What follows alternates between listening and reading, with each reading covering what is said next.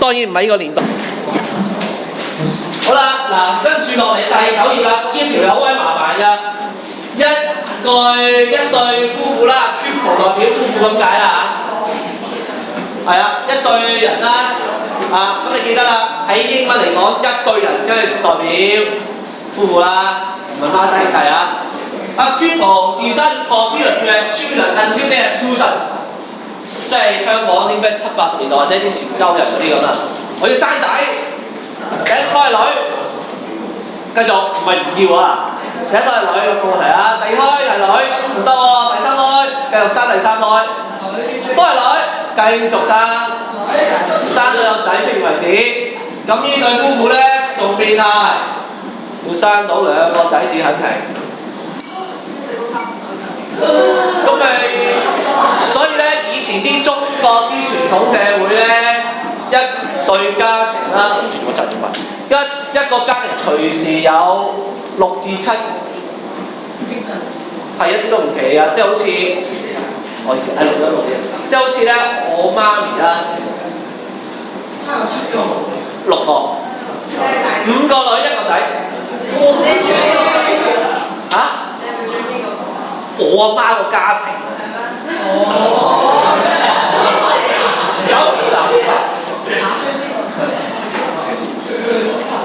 即係我有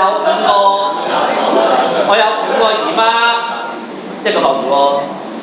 係4個。雞叔叔。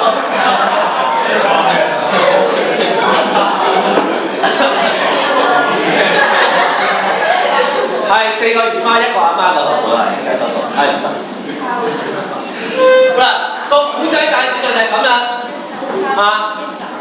Suppose a couple is equally likely to have a son or daughter each time 啊，生仔生女機會率 equally likely， 咁佢送咗俾你㗎，所以個機會率。咁你唔識睇呢啲咁嘅英文，你就輸咗㗎啦。OK， 好啦，生仔生女機會率得0.5啊。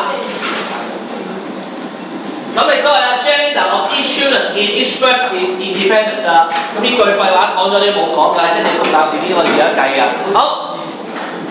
Part A. Number of children the couple will most likely have。小心啲啊！究竟啊，嗰對夫婦要咁樣生法嘅話，究竟佢屋企啊，理論上會有幾多個家庭即係會生到幾多個小朋友咧？嗱，by common sense啦，因為嗱 net random variable 就好難計嘅。原因就係今次個古仔咧比較衰格。Until they have 2 sons。我想問下啦，喺個古仔嚟講 ，fail 代表咩意思咧？生女，其實生女唔 fail 嘅，呢個年代咧，啲老師都話女啊永遠好過仔嘅。唔係着數好多，係聽話好多。啲仔多數唔聽話。有激氣啊！當然啦，我都同我啲即係都同其他老師講，生女咧就10幾歲之前都好聽話，10幾歲之後就係啊個仔一直聽話，其實到最後冇分別。好啊，好啦。呢一個仲係咪 geometric distribution 咧？最關鍵呢樣嘢，點解唔係 geometric distribution 咧？因為得2個係咪啦？佢要成功幾多次啊？咩啊？黐線㗎！成功代表生咗個仔，佢生幾個仔啊？2個仔啫嘛，即係要成功2次。但係 geometric distribution 我哋玩嘅係咩嘢咧？成功幾多次就停啦？係啊，成功1次就停啦。所以咧，呢一條題目咧。其實又玩一樣嘢㗎，一個係 double 咗嘅 geometric distribution 嚟㗎。啊，比較煩嘅，當然都好似冇學過咁啦。但係呢條題目又唔係我作㗎，你哋書嘅例題抄出嚟㗎咋。再講一次啊，我哋要成功2次啊。要成功2次就唔係普通嘅 geometric distribution 嚟㗎啦。咁但係我哋呢條題目我哋可以點樣玩法咧？當然啦，可以由頭到尾 common sense 搞掂佢，亦都可以 let random variable 搞掂佢。你唔 let random variable 搞掂佢咧，我驚你去pass 你唔知點玩法。當然啦，同 by common sense 咧都可以計晒所有答案出嚟嘅。好啦 ，by common sense 頭先阿高佬就話啦。number of children the pupil will mostly likely have 咁啊4個喎，4個估你代表2個仔2個女啦係嘛？係咪啊？啊，最後啦，我估應該都係4個啩。如果 by common sense 你咁樣生法，一半係機會女啊嘛，一半係男，一半係女，咁啊男女男係咯，咁應該4個啊。咁就 mean number of children the pupil will have mean number， 你記得 mean number 點解咧？即係 expected value 咧。咁樣生法啊！假設2個仔一齊啦，咁樣生法，平均當然啦，講平均就唔係得1對 pupil 啦，可能我當有10對 pupil 都係咁樣生法，去到2個仔一齊啦。咁我10對 pupil 平均會生到幾多小朋友出嚟？24個，40個，38個女，2個仔，每一我估應該都係2個仔2個女啦，係嘛？mean number 係咪都係4咧咁樣 ？By common sense 可能係4啊！好 ，mean number of daughters the pupil will have 2，好啦，4、4、2。我話真定假咧？嗱 ，by common sense 啊，4、4、2啊，假真定假唔知㗎，除非乜嘢咧？計出嚟啊，仲要係好嚴謹咁計出嚟啦，即係要 let random variable 㗎嘛，係嘛？嚟咯喎咁，好啦 ，let random variable 點 let 法咧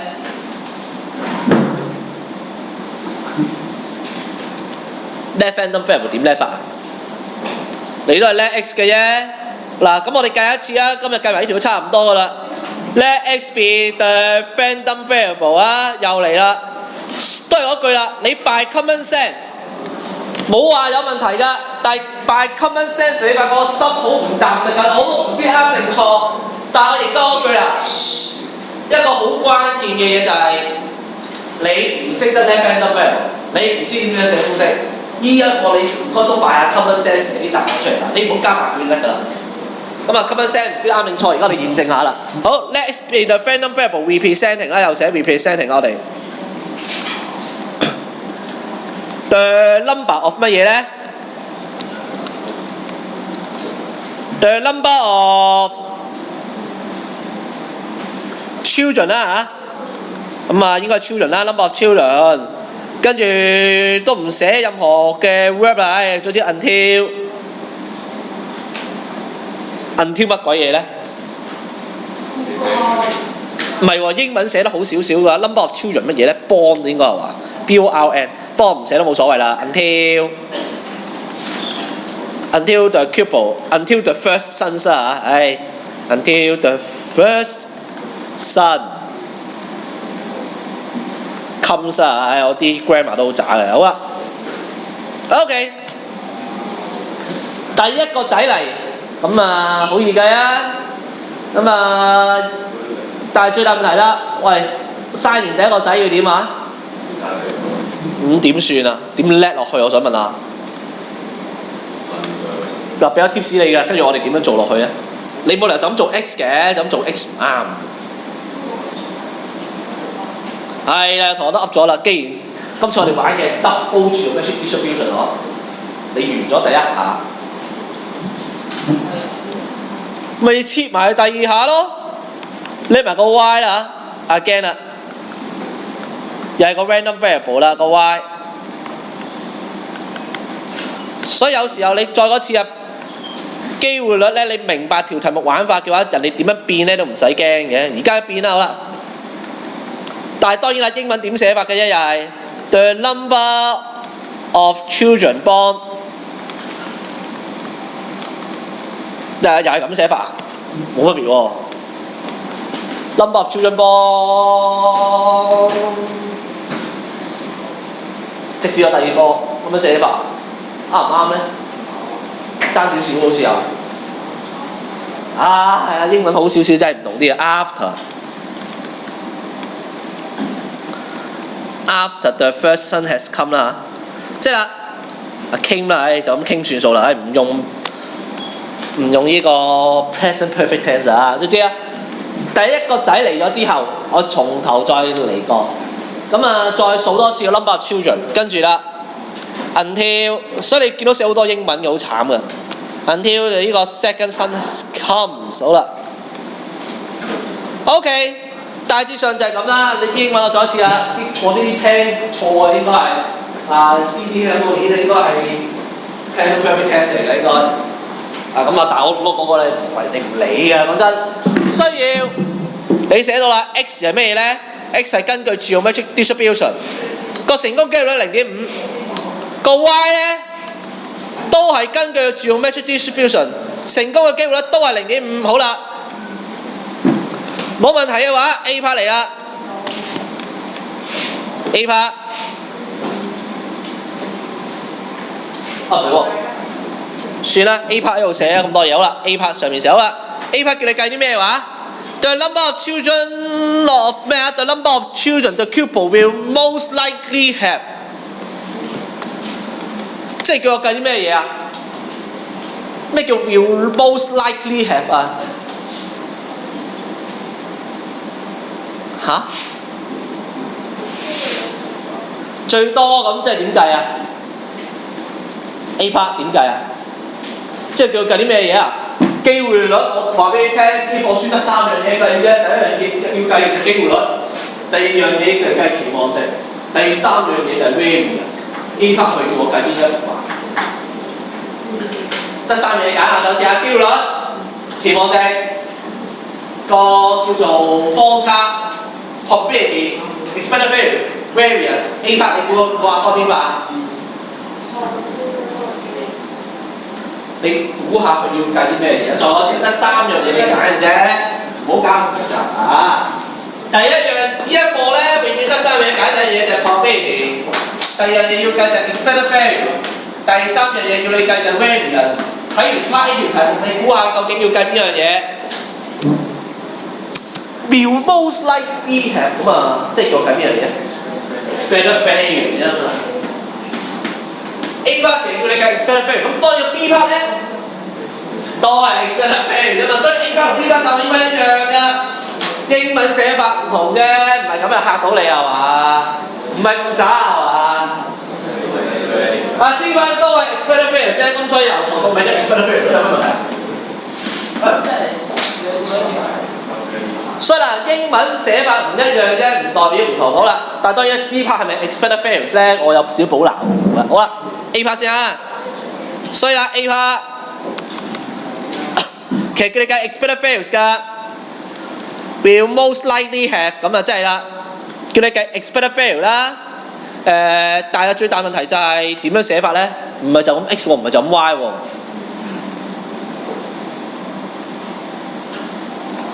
X 加 Y 有啲同學噏得中啦，耶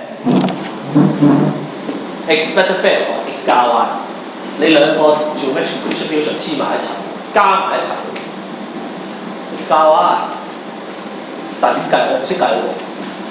你估下點樣計一下咁雜？分開兩個計咯，梗係分開兩個計啦。但係點樣分咧？你估下啦，如果嗱，當然書冇講呢樣嘢㗎。EX 加 Y 你跟住會點寫啊？你估下，估啊！EX 加 EY 嚟咯，拆開嚟加咯。拆唔拆得開嚟加咧？其實拆得開嚟加㗎，書又冇教嘅，大學自教嘅啫。考試會唔會考咧？曾經有一份mock卷考過，我冇記得有份 practice paper 做一樣嘢，黐鬼線好啊！但係 expected value of X 係幾多啊？1 over 0.5啦係嘛 ？expected value of Y 咧都係1 over 0.5。咁所以啦，搞一場大龍鳳，你都係計到個4出嚟啫。但係你覺得個心好踏實，唔係就咁估啊嘛。真係4喎，冇錯喎。當然啦，有時你要識一計嘅原因就係睇下次唔係0.5，而係0.6，咁你擺 common sense 就唔掂啦。你一半一半就知道哦，一個仔一個女，一個仔一個女啊，0.6、0.7你點算？咁你就要計㗎。0.7嘅話，咁肯定點數嚟添啦，個 mean number。咁你到時候冇得擺 common sense 啦。所以計就咁計嘅啫。Part B， 咁啊 Part B 都係叫你計 expected value of x 加 y 嘅啫。咁我費事寫咁多嘢。同一道理都係4啦。好啦 ，Part C 啦。Part C 就麻煩啲啦。麻煩啲啦，好啦，邊個講 daughter 數人哋想就係想計女個 mean number 有幾多個？你知個答案係幾多話2啊嘛？但係點樣寫算式計到個2出嚟啊？你唔好就咁講，隨意啊，減2啊，1成。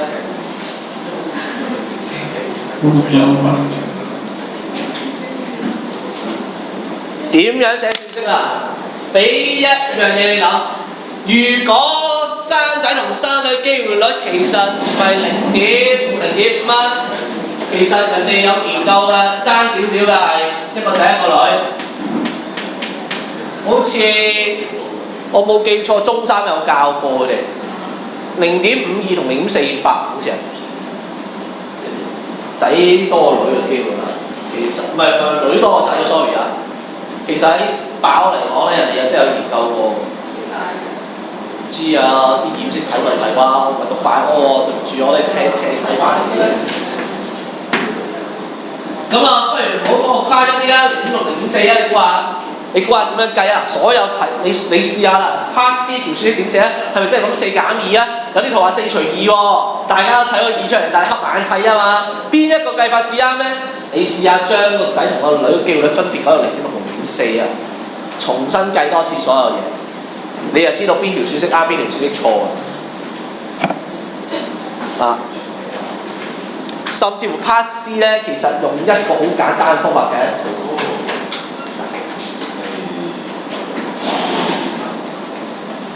好啦，咁啊，我再講一次啦。如果我哋將所有嘢改一改，將所有機會率改一改，女0.6，仔係0.4嘅話，依個世界會變成點咧？咁啊，香港都變緊啦，女多男少啦，個機會率又會變成點咧 ？A part 啊，如果女嘅機會率係0.6，仔嘅機會0.4啦。如果對夫婦係要生到2個仔至停，你估下究竟佢會生到幾多出嚟啊？啊，唔使估啊，即刻計到噶。A part expected value of x 1 over 0.4啊，咁啊生仔都係0.4啦，呢個係 P 嚟，呢個係1減 P。好啦，如果仔機會率0.4嘅話，個夫婦臨尾生咗幾多小朋友出嚟啊？會唔會生好多個咧？會生成10個咧？有冇興趣讀機幫我睇睇？個機會率改少少啦，佢會生多幾多個咧？生多1個，5個。咁對 Part B 嘅答案都一樣啦。好啦 ，Part C 我想問下，咁你點計法啊？除2啊？減2啊？定點計啊？減2除2，即係點啊？都係減2啊？係咪都減2啊？啊，聰明係啦。你臨尾對夫婦係咁生法嘅話，最後得幾多個仔啊？2個啫嘛，所以咪做減數咯，5減2。所以啦，我哋翻我哋嗰份筆記咧，個答案咧就應該4減2。再講一次啦，你嗰個計法就係 expected value of x 加 y 啦，再減翻2就夠啦。2代表2個仔，就唔係隨意，亦都唔係亂估啊。因為啦，你無論生幾多個都好，你都係確保得2個仔嘅啫嘛，其他全部都係女嚟，咁就減翻2咯。所以 Part C 係考 IQ 嘅啫，即係啦。下次如果你大唔到 common sense 要寫算式嘅話，你都係咁計。機會率做一次啦，啲題目有時候千變萬化嘅，你要做得多咧，至會熟嘅。咁啊，呢一課你放心啦，我哋嚟緊7月嘅補課咧，都係咁繼續喺呢份筆記度嘅啫。8月補課就開始派新筆記，7月補課我哋仲有2次冇記錯。我補到7月10零課程㗎啦，應該。啊係喎，要話派時間表我星期一派俾你哋啊。派埋8月 M1 補課時間表好啊。8月都要補，8月你哋去到8月中你都要補課啦，係咪？你8月10號就要補課啦。咁我都會，卒之你哋補課嗰一下我就會開始補課㗎啦。咁啊當然啦，我會補下我都唔係個星期六補嘅，好似有個星期六撞正我生日，我唔會補落去。